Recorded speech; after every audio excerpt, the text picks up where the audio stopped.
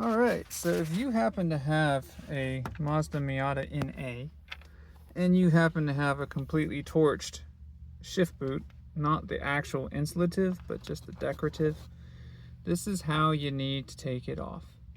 First, your center console has to come out. So you can see that is a total of 5 screws.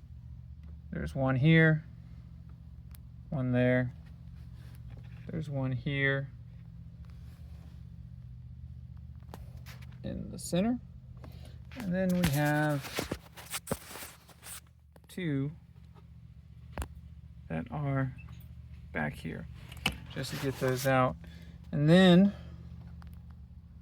we're going to have a total of 4, 1, 2, 3, 4, to get this plate that's holding the shift boot on off.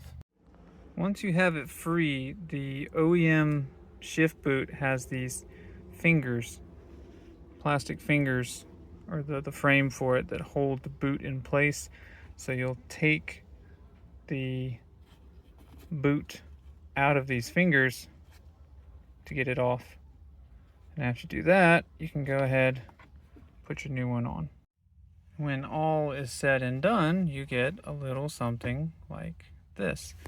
I mean, this twisted a bit when I hit it, and that's because of how this aftermarket boot is made, but it's a huge improvement over that. So I just thought I'd throw that out there for anybody who still owns one of these old NAs and you're not sure how to do that.